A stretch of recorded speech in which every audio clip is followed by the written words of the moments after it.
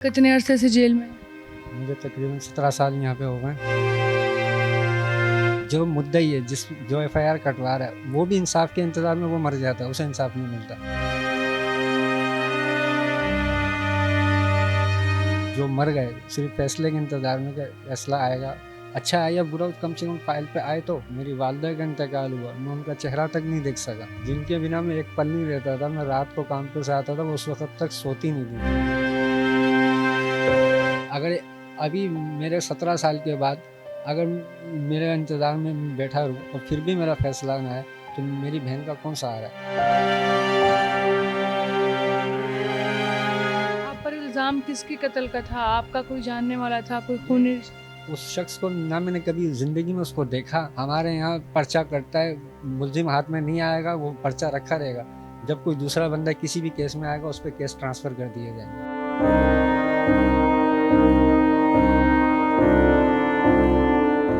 क्या नाम है आप? मेरा नाम फरहान खान है। और कितने अरसे से जेल में हैं?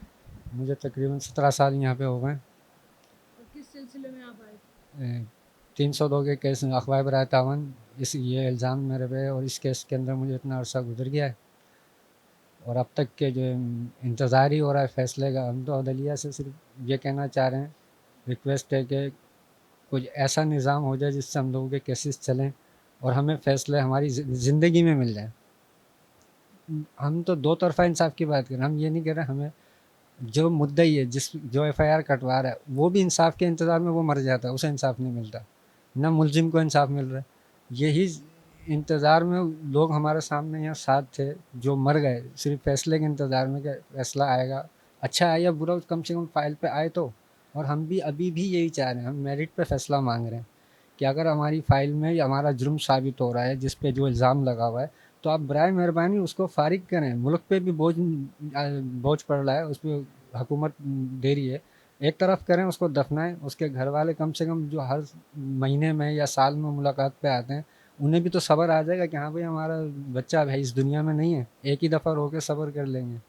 17 साल एक बहुत बड़ा अरसा होता है ज़िंदगी का, और एक ही जगह वो भी कैद में गुजारना 17 साल। कहते हैं ना, इंसान कहता है कि इससे बेहतर तो मौत है फिर। तो आपने किस तरह ये 17 साल एक कैद में गुजारे? मैंने इंतहाई अजियत से गुजारे हैं। मेरी वालदा का इंतकाल हुआ, मैं उनका चेहरा तक नहीं देख सका, कम से कम, क्योंकि कोई लाने वाला नहीं था। एक बहन है मेरी, वो किस तरह मैयत को यहाँ लेके आती, नहीं ला सकती थी। 6 महीने बाद उसने मुझे आके बताया, क्योंकि वो साल में एक चक्कर लगाती है, मेरी मुलाकात में आती है, तो वो बताई। जब उसने बताया कि वालदा नहीं रही हैं, अब ये सोचें, जिनके बिना मैं एक पल नहीं रहता था। मैं रात को काम पे से आता था, वो उस वक्त तक सोती नहीं थी जब तक कि मैं अंदर नहीं आ जाऊँ घर में। आज जब उनका इंतकाल हुआ, तो मैं उनको चेहरा तक देखने से नहीं नहीं नसीब हो सका।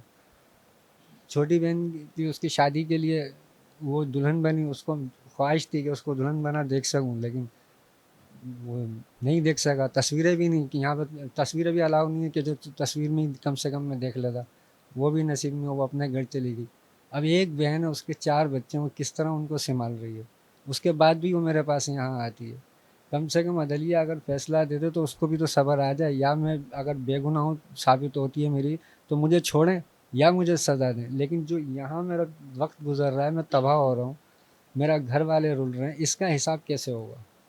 अगर अभी मेरे 17 साल के बाद अगर मेरे इंतज़ार में मैं बैठा रहूँ और फिर भी मेरा फैसला ना आए, तो मेरी बहन का कौन सहारा है? कौन उसको पूछने वाला है? ये मैं अपने लिए नहीं, पूरे पाकिस्तान में जहाँ कहीं भी जो लोग कह दें, उन सबके हवाले से ये कहना चाहता हूँ, चाहे वो किसी भी अदालत में उनके केसेस हों, बराए मेहरबानी परमानेंट रेगुलर उस सिस्टम पे कुछ ऐसी बेंचें तश्कील दें जिनसे फैसले हों और दोनों को इंसाफ मिले, मुद्दई को भी और मुलजिम को भी। खाली मैं एक तरफा बात नहीं कर रहा हूँ। अगर जाहिर सी बात है, मेरे घर का कोई कत्ल कर देता है, तो मैं भी तो अदालत से ही इंसाफ मांगूंगा ना। मैं ऐसा नहीं कहता कि किसी का मरा तो उसका ना, पुलिस इन्वेस्टिगेशन करे, हकाइक सामने लाए और उसको साबित करके उसकी जुर्म की सज़ा दी जाए, ताकि माशरे में एक सुधार आए। लोग खौफ ज़दा हों कि हाँ ऐसा हम काम करेंगे तो उसकी सज़ा हमें ये मिलेगी। आप पर इल्ज़ाम किसके कत्ल का था? आपका कोई जानने वाला था? कोई मैं खूनी रिश्ता? उस शख्स को ना मैंने कभी ज़िंदगी में उसको देखा, नाम उसका मेरे को तब पता चला जब यहाँ मेरे को पुलिस लेके गई तो तब उन्होंने बताया कि मरने वाले का नाम। आपको फिर किस बिहाफ पे गिरफ्तार किया? मेरा सिर्फ उनसे मुँहमारी, मतलब गाली गुफ्त उनकी वजह से कि भाई मेरा तो रास्ता ही है, मेरे से को आप जाने से रोक रहे हो, मैं इधर से कहाँ से जाऊँगा, मेरा रास्ता वहाँ से पड़ता था। तो उससे सिर्फ थोड़ी सी चंद तल्ख कलामी की वजह से उन्होंने मेरे हाथ पीछे बांधे और गाड़ी में डाल दिया। अब दूसरे अफसर को उसने क्या, पुलिस वाले ने क्या गाइड किया क्या नहीं, कुछ पता नहीं चला। बस फिर आंखों पे पट्टी बांधी और वो ले गए। अब वो कहने के ये केस में जो है तुम्हारा साथ कौन कौन था।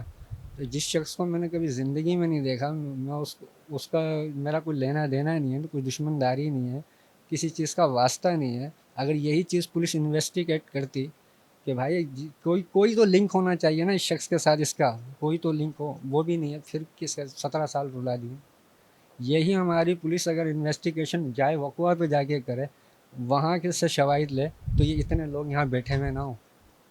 हमारे यहाँ पर्चा कटता है, मुलजिम हाथ में नहीं आएगा, वो पर्चा रखा रहेगा, जब कोई दूसरा बंदा किसी भी केस में आएगा उस पर केस ट्रांसफ़र कर दिए जाएंगे। वो यहाँ पे अपनी बेगुनाही साबित करते करते ही मर जाएगा।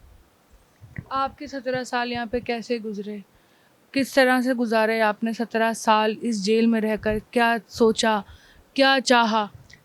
यहाँ बहुत कुछ सीखने को भी मिला, ऐसा नहीं है, जेल में बहुत सुधाराव हमने आते हुए देखा है। क्लासेस लग रही हैं, तालीम दी जा रही है, हुनर सिखाया जा रहा है, ऐसे ऐसे हुनर सिखाए जा रहे हैं, शायद आपने अभी आप विज़िट नहीं किया फाइन आर्ट वगैरह में, आप वहाँ जाके देखें। ये हुनर है, अगर वो बाहर जाके भी इसको करेंगे तो कम से कम किसी के आगे हाथ नहीं फैलाएंगे। ये जेल इंतज़ामिया ने, ख़ास तौर पे जो सुपरिटेंडेंट साहब थे, अभी तो आईजी हो गए वो, उन्होंने ये निज़ाम चलाया था।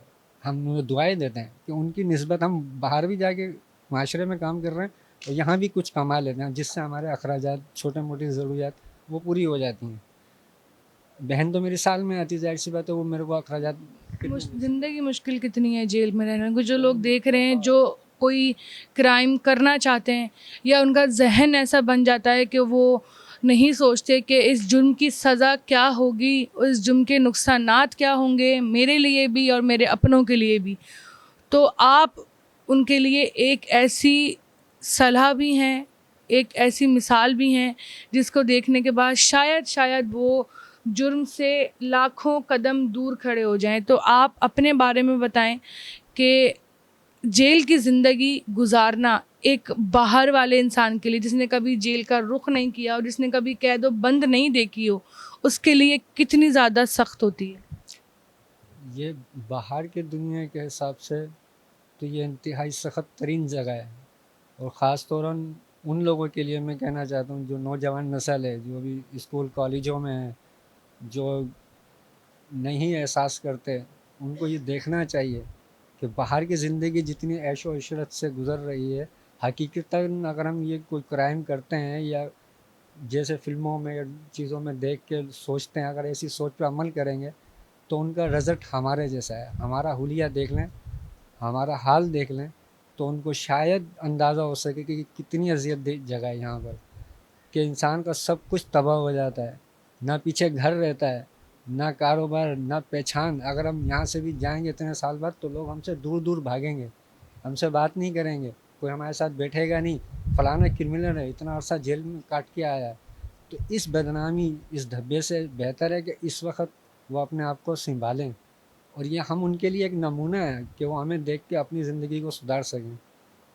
बस यही रिक्वेस्ट थी मेरी।